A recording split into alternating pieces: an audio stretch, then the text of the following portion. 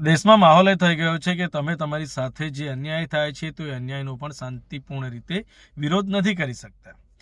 હાલમાં દિલ્હીના જંતર મંતર ખાતે કોકરોચ જનતા પાર્ટીના નેતૃત્વમાં કેન્દ્રીય શિક્ષણ મંત્રી ધર્મેન્દ્ર પ્રધાનનું રાજીનામું માંગવામાં આવી રહ્યું છે અને આ આંદોલનના સમર્થનમાં લદ્દાખના પ્રસિદ્ધ વૈજ્ઞાનિક અને શિક્ષણવિદ સોનમ વાંગચુક દ્વારા આ મરણ અનશન આંદોલન ચાલી રહ્યું હતું. એમના આંદોલનને 21 દિવસ થયા હતા ત્યારે પોલીસ દ્વારા જબરદસ્તી એમને ધરણા સ્થળ પરથી હટાવવામાં આવ્યા છે અને આ ફક્ત એક જ ઘટના નથી. બીજી બાજુ મધ્યપ્રદેશમાં જે કેન બેતવા લિંક પરિયોજનાના વિરોધમાં આદિવાસીઓ આંદોલન કરી રહ્યા હતા તો એમને પણ આ જ રીતે પોલીસ દ્વારા આંદોલન સ્થળેથી હટાવવામાં આવ્યા છે. શું છે સમગ્ર ઘટના, એના વિશે જ આજે આપણે વાત કરવાના છે. જોહાર, જય આદિવાસી. કેન બેતવા લિંક પરિયોજના અને અન્ય પ્રોજેક્ટોને કારણે વિસ્થાપિત થયેલા આદિવાસી ખેડૂતો દ્વારા છેલ્લા 14 દિવસથી ચલાવવામાં આવતા જલ સત્યાગ્રહ અને ભૂખ હડતાળનો રવિવારે વહેલી સવારે પોલીસ દ્વારા જબરદસ્તી અંત લાવવામાં આવ્યો છે. વિરોધ સ્થળ પરથી ખેડૂતોને હટાવ્યા બાદ વિવાદ સર્જાયો છે. વિરોધ કરી રહેલા ખેડૂતોનો દાવો છે કે પોલીસ દ્વારા લોકોની ધરપકડ કરવામાં આવી હતી, જ્યારે ઘટના સ્થળે હાજર રહેલા એડિશનલ એસપી આદિત્ય પાટલેએ કોઈ પણ ધરપકડ કે અટકાયત થયાનો સ્પષ્ટપણે ઇનકાર કર્યો હતો. વાસ્તવમાં મધ્યપ્રદેશના છત્તરપુર જિલ્લાના કુપી ગામમાં આવેલા એક અંડરબ્રિજ નીચે વરાન નદીના કિનારે ખેડૂતો ઘણા દિવસોથી વિરોધ પ્રદર્શન કરી રહ્યા હતા. તેઓ તેમની સંપાદિત જમીન માટે યોગ્ય વળતર અને પુનર્વસનની માંગ કરી રહ્યા હતા. જોકે રવિવારે વહેલી સવારે પોલીસનો મોટો કાફલો ઘટના સ્થળે પહોંચ્યો અને વિરોધ પ્રદર્શનના સ્થળેથી પ્રદર્શનકારીઓને હટાવી દીધા. છત્તરપુરના એડિશનલ એસપી આદિત્ય પાટલેએ સમગ્ર ઘટના અંગેની સત્તાવાર માહિતી આપતા જણાવ્યું હતું કે પોલીસે વિરોધ પ્રદર્શન કરનારાઓમાંથી કોઈની પણ ધરપકડ કે અટકાયત કરી નથી.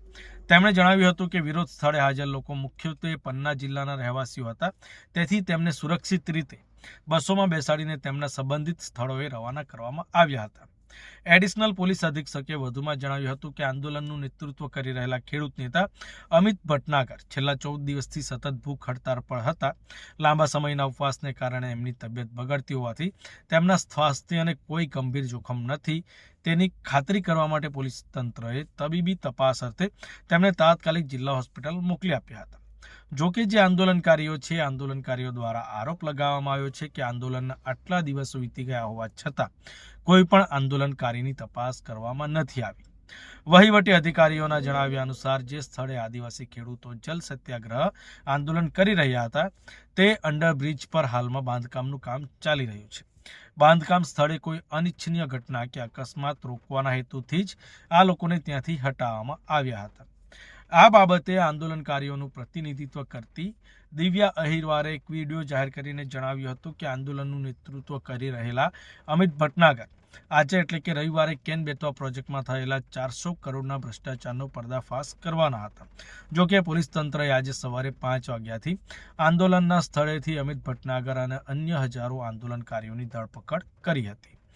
મુખ્યમંત્રી પર ગંભીર આક્ષેપો કરતા તેમણે દાવો કર્યો હતો કે આ સમગ્ર મામલા પાછળ મુખ્યમંત્રી એટલે કે મધ્યપ્રદેશના જે મુખ્યમંત્રી મોહન યાદવ એમનો હાથ છે.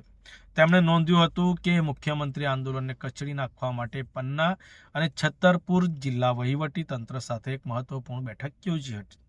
દિવ્યાએ જણાવ્યું હતું કે જો અમિત ભટનાગરને કંઈ પણ થાય અથવા વિરોધ પ્રદર્શન કરનારાઓમાંથી કોઈ એક વ્યક્તિને પણ સહેજ ઈજા પહોંચે તો તેના માટે વહીવટી તંત્રને જવાબદાર ઠેરવવામાં આવશે.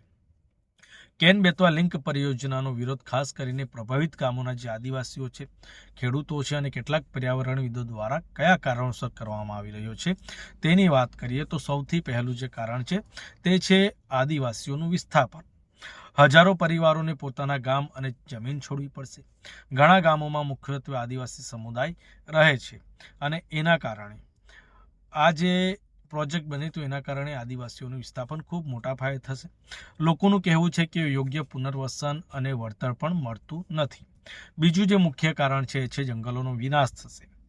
પન્ના ટાઈગર રિઝર્વ સહિતના જંગલ વિસ્તારનો મોટો ભાગ ડૂબમાં જશે. લાખો વૃક્ષો કાપવાની શક્યતા છે અને વન્યજીવોના રહેઠાણને નુકસાન પહોંચશે.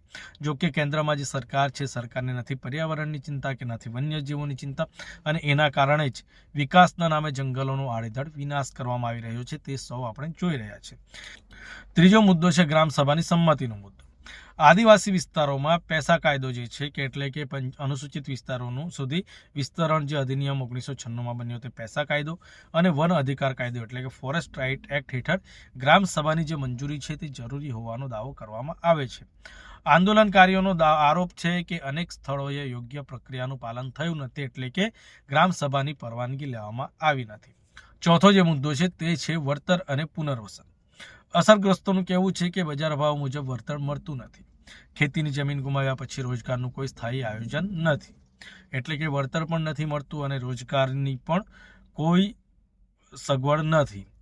આ જ્યાં જ્યાં વિસ્થાપન થાય છે ત્યાં દરેક જગ્યાએ આ સમસ્યા છે. વિસ્થાપન કરવા માટે તો મોટા મોટા સપનાઓ બતાવે છે, રોજગારની વાતો કરવામાં આવે છે, પરંતુ જ્યારે વિસ્થાપન થાય છે ત્યારે જે વિસ્થાપિતો છે એમને કંઈ નથી મળતું. પાંચમો જે મુદ્દો છે તે ભ્રષ્ટાચારનો આક્ષેપ થયાનો મુદ્દો છે. કેટલાક સામાજિક સંગઠનો જમીન સંપાદન, સર્વે અને વળતરની જે પ્રક્રિયા છે એ પ્રક્રિયાઓમાં ગેરરીતિઓના આક્ષેપ કરે છે. આ મુદ્દે સ્વતંત્ર તપાસની માંગ કરવામાં આવી રહી છે કે આ જે ભ્રષ્ટાચાર થયો છે એમાં સ્વતંત્ર તપાસ થાય અને જે ભ્રષ્ટાચારીઓ છે, જે અપરાધીઓ છે એમને સજા કરવામાં આવે. છઠ્ઠો જે મુદ્દો છે એ છે પર્યાવરણ અંગેની ચિંતા. તો નદીના કુદરતી પ્રવાહમાં ફેરફાર થશે, જૈવ વિવિધતા અને સ્થાનિક પર્યાવરણ પર લાંબા ગાળાની અસર થવાની ચિંતા વ્યક્ત કરવામાં આવે છે.